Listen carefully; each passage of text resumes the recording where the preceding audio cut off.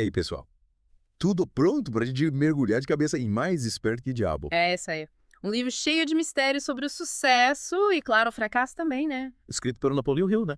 Um cara que, pelo que eu sei, passou anos e anos estudando os hábitos de pessoas de sucesso. E não só de quem chegou lá, viu? Ele também estudou quem, digamos, não teve tanta sorte, assim. Interessante. E ele mergulhou de cabeça nisso, hein? Tipo, décadas analisando a vida de milhares de pessoas. É mais de 25 mil consideradas fracassadas, para ser mais exata. Caramba, 25 mil.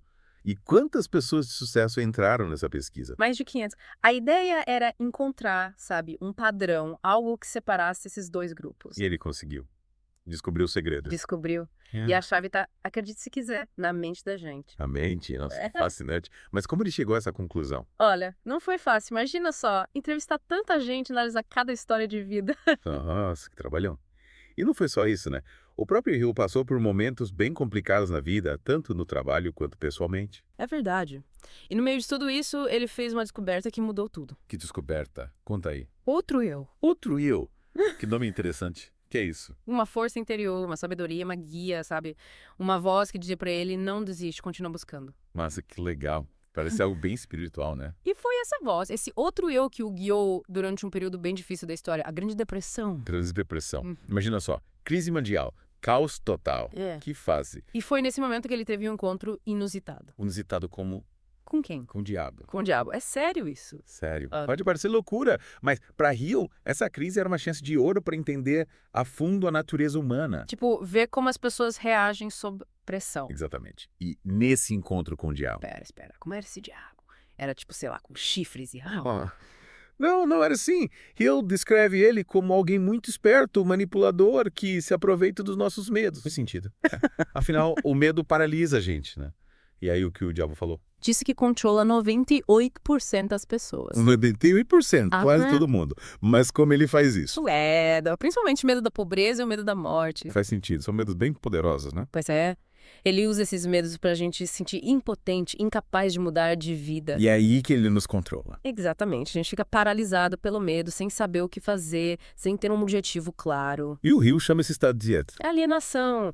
É quando a gente se torna presa fácil pra manipulação. Nossa, que pesado. E É. como a gente escapa dessa armadilha? Segundo o Hill, com a definição de propósito. Definição de propósito. O que é isso? É ter um objetivo de vida, uma meta que te inspire, que te dê vontade de lutar, sabe? É, norte. Isso. Ter um propósito te blinda contra os medos que o diabo coloca na nossa mente. Nossa, que interessante. Mas e se a gente ainda não sabe qual é o nosso propósito? Boa pergunta. E o diabo, acredite se quiser, deu algumas pistas de como encontrar esse propósito. O diabo deu dicas. Sério. Sério. E a gente vai desvendar esses mistérios no próximo bloco. E aí, preparados para mais, a gente parou naquelas dicas, lembra? Que o diabo, sem querer, deu pro Hill. Sim. Dicas de como encontrar nosso propósito de vida. Sobre isso, né? Isso. Mas antes, precisamos entender uma coisa? Os hábitos. Hábitos. Que hábitos? Os hábitos que a gente tem, sabe? Eles podem nos aproximar ou nos afastar do nosso propósito. Entendi. Tipo, bons hábitos ajudam a gente a seguir em frente. E os maus? Nos desviam do caminho. E o diabo se aproveita muito disso. Não é mesmo? Mas como nossos hábitos têm a ver com o diabo? Ele se infiltra na nossa vida através dos nossos hábitos, principalmente aqueles que nos levam para alienação. A alienação. A gente já falou sobre isso, né? É tipo quando a gente está no piloto automático. Exato. Agindo sem pensar, sem ter um objetivo claro, é aí que o diabo age. Nossa, faz sentido. E como a gente quebra esse ciclo? Primeiro, tomando consciência dos nossos hábitos, tanto os bons quanto os ruins. Mas como fazer isso? Às vezes a gente nem percebe que está agindo no automático. É verdade. Mas com um pouco de atenção, a gente consegue identificar os hábitos que estão nos prejudicando. E aí, o que a gente faz? Troca eles por hábitos positivos. Hábitos que nos fortaleçam e nos ajudem a ter mais controle da nossa vida. Legal. Então, primeiro passo. Identificar os hábitos.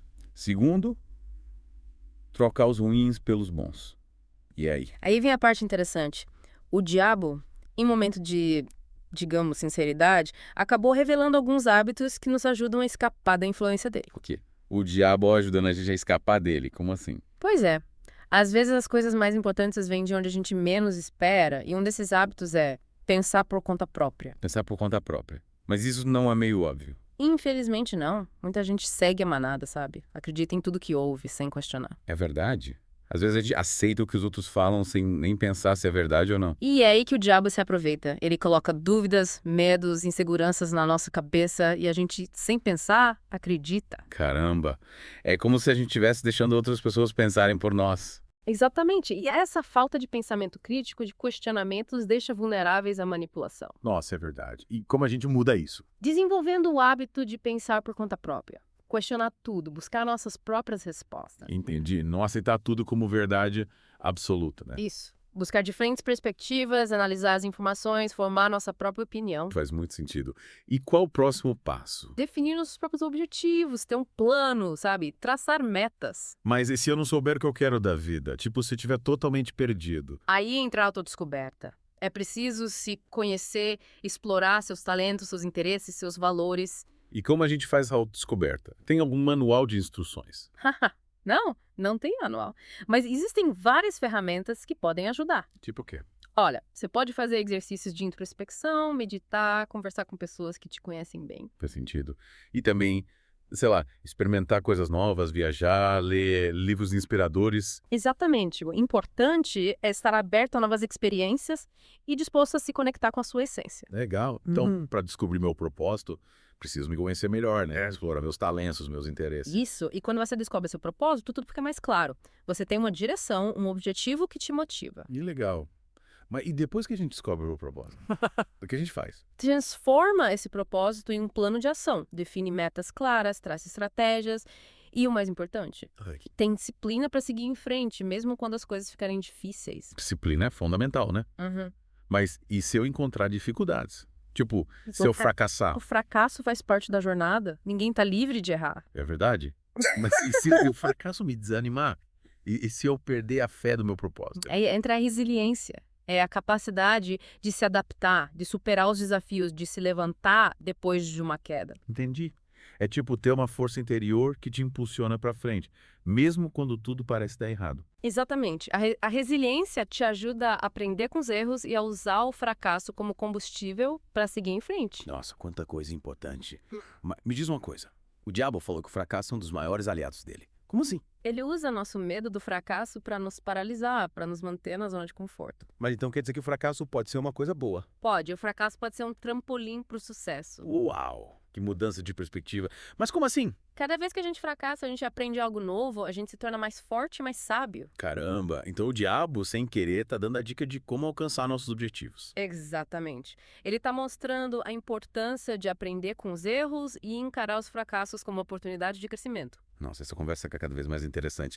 Mas e aí o que mais a gente pode fazer para se blindar da influência do diabo? Além de pensar por conta própria, definir nossos objetivos e aprender com os fracassos, tem mais alguma coisa? Tem sim.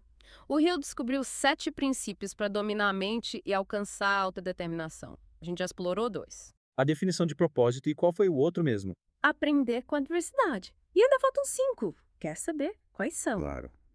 Lu, super curiosa para desvendar esses mistérios e turbinar meu conhecimento. É isso aí. Dominar a mente, alcançar autodeterminação. Mas como a gente faz isso? Com 7 princípios que o Hill descobriu. Lembra?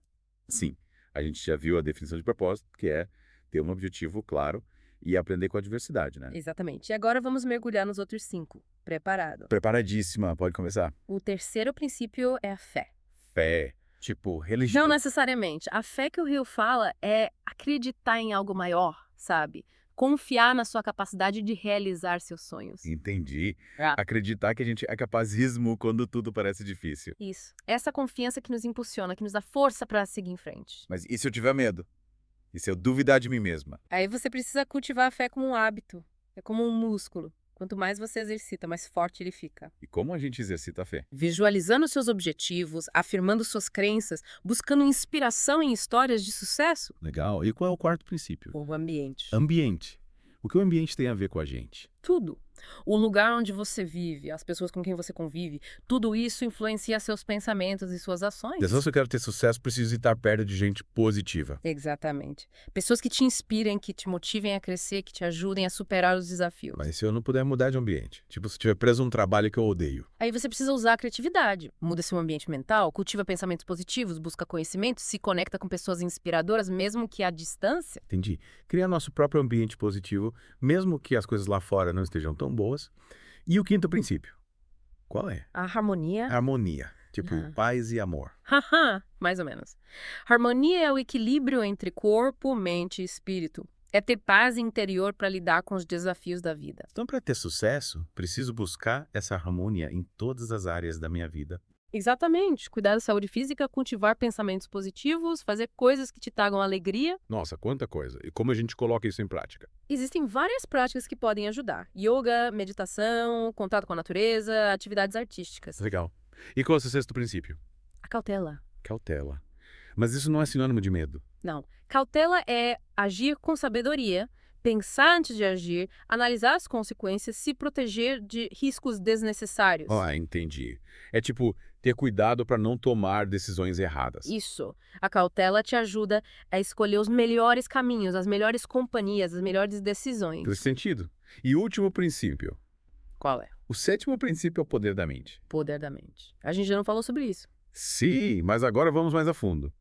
O Hill descobriu que nossos pensamentos têm um poder incrível. Eles podem criar nossa realidade. Caramba, então se eu pensar positivo, coisas boas vão acontecer. Exatamente. Seus pensamentos influenciam suas emoções, suas ações e, consequentemente, seus resultados. Nossa, que poder. Mas como a gente controla nossos pensamentos? Eles surgem do nada, né? É verdade. Mas com prática, a gente consegue direcionar nossos pensamentos, focar no que é positivo e eliminar as crenças limitantes. É como se a gente fosse o maestro da nossa própria mente. Exatamente. Você tem o poder de escolher os pensamentos que quer cultivar, as emoções que quer sentir, as ações que quer tomar. Nossa, quanta informação valiosa.